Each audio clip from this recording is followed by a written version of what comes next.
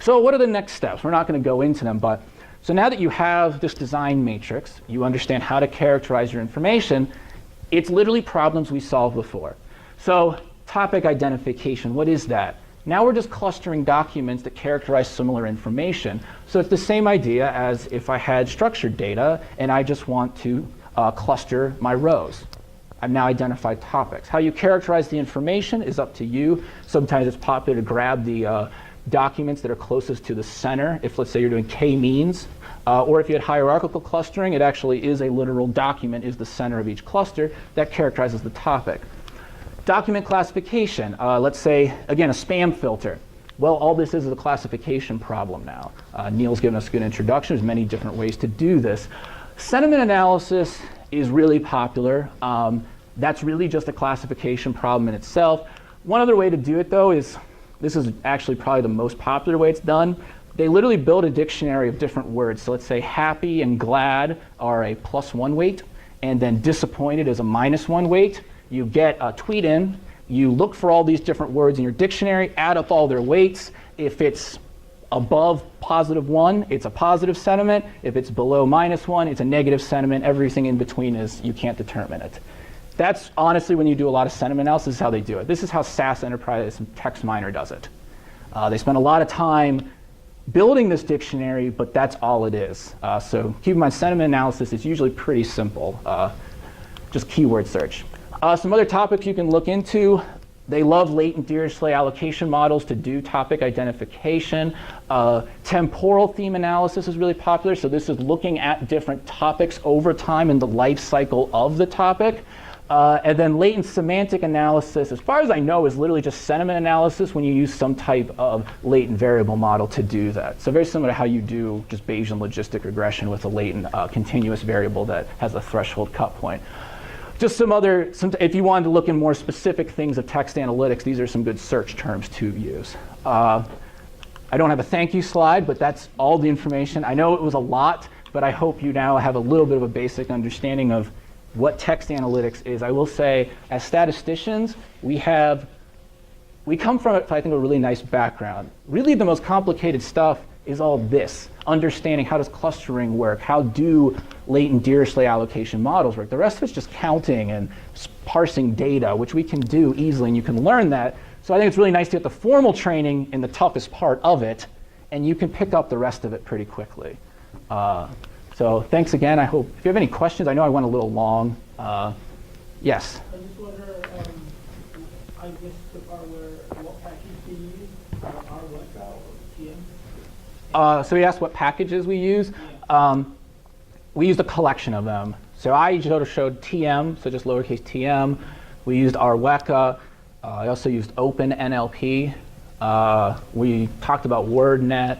There's also R text tools, which I think is a little more black box. But yeah, there's a lot of options of open source software that you can use. Yes? So when I did my written prelim, it was on clustering binary data, and one of the examples was clustering documents. But so there, they make the simplification from word frequency to just presence absence of a word. Yes, they. How much more information does the frequency of a word buy you? I don't know. So one thing could be, let's say it's spam information or spam emails. Like the one I had was bye, bye, bye. Yeah. Maybe that would help. A lot of this is very much, there's no right way to do any problem. There's no sort of, it falls in this bin. It's a lot of start somewhere, see how sensitive it is to certain things, and try it out. That's at least my experience with it. Like I said, we found this thesaurus is really, really helpful. Now that might be just because we were working with medical information where they use a lot of abbreviations. They don't say drug history, they say RXHX.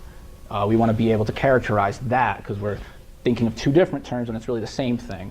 But yeah, so yeah, that's another thing I should point out. Oftentimes, when you're looking for a method to use, it's go somewhere like, so maybe you have these high dimensional. So go start in the high dimensional world. Don't just go look at what they use in text analytics. So you had binary classification. Perfect application for this, right?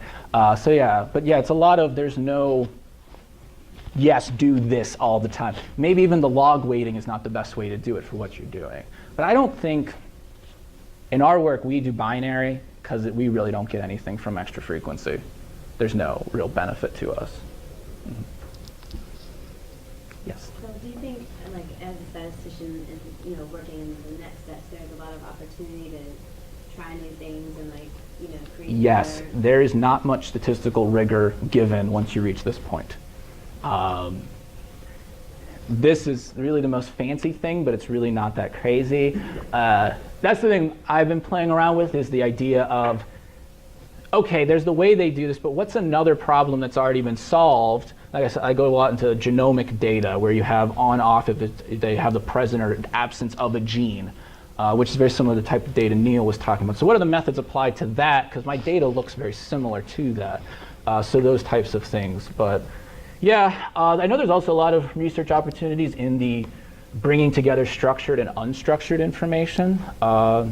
Who's the one woman who was given to talk about combining documents from Syria? About that, that was sort of her work, was in this sort of realm of structured and unstructured information. How do you bring it together? But yeah, like I said, I always feel we come from a very good background, because the hardest part is something you're classically trained in to understand. If you can count, I think you can do the rest of it. Yes? So who usually does this kind of work right now? Is it statisticians are doing this, or is this like... Data scientists, so whatever that is. They put a lot more focus, I feel, on the information retrieval part, not so much what happens after that, which is a complicated area in itself. And I'll take you on, it's some of this, like building a dictionary and then iterating through that in an efficient manner is not an easy step at all. Like, think of doing that in R. If you do the synonyms function, you would literally have to almost loop through every single word that's present. That can get really slow and things like that. So there are statisticians that work in it. I'm not an expert in this by any means. I have, 6 months of experience doing this. Maybe I've Googled things a little more than others, but yeah, I would say it's more of it's always that business side is really where this comes. So whoever does it some statisticians, but I always feel the information retrieval is always what they put so much more weight on than the rest of it. And a lot of people who do it just are using SAS and IBM and just feeding it through the paid software. Yes, Matt? When you build a dictionary, I don't know, name in particular, I don't know how often you would come across this at like GFK or whatever, but we have a tendency now, like, to, it's not really slang, but I guess to like co-opt words and turn like nouns into verbs. So a particular example that I think of is the word Clemsoning, which means to like collapse again, precision, often in a hilarious fashion. Is that like something like that? Is that something that would have to be learned when you build your dictionaries, or could your stuff So classify that as like a verb? Yeah. That's too funny. All right. So when I talked about building your own dictionary, How can you bring this up?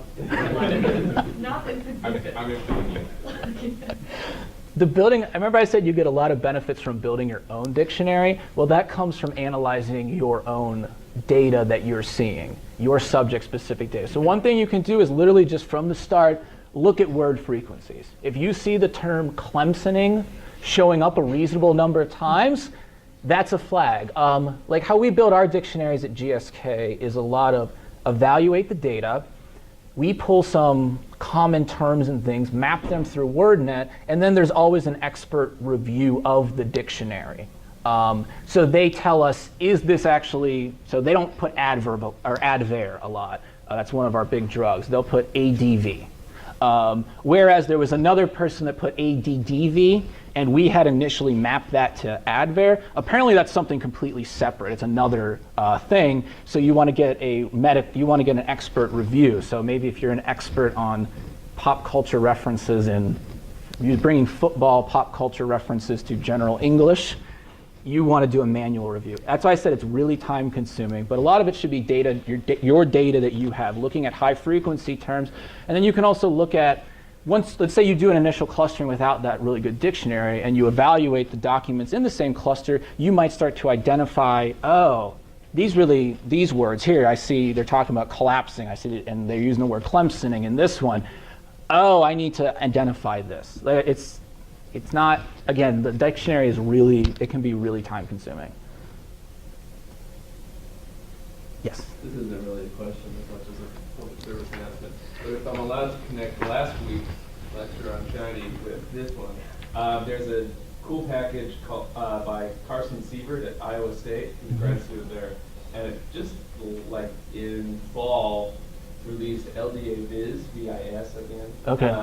That allows you to do this stuff, create a latency or delay allocation model, and then it creates an interactive Shiny web visualization tool where you can go through and look at the frequencies in different documents. Cool, cool. Like that. So that one I messed around with for a little bit and it was really cool. So that is just. The one way, if you want to, because it's hard with classification, if you want to sort of see where the documents, oftentimes PCA is a popular approach to take when you have these high dimensional matrices, is you look at like the first and second principal components or even the third and you plot them, and then you try to see if you can identify the clusters of the documents and see how well your clustering is doing.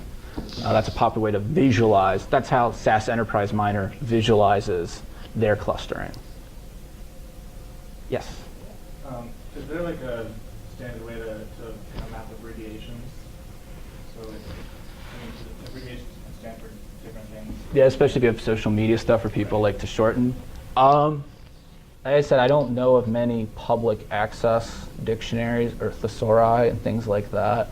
That's why, again, like if IBM wants to sell the special social media one and they build a really good dictionary for common English abbreviations and Matt's types of references as well that people would make, they're not selling that because that's usually the best part of the product they're selling.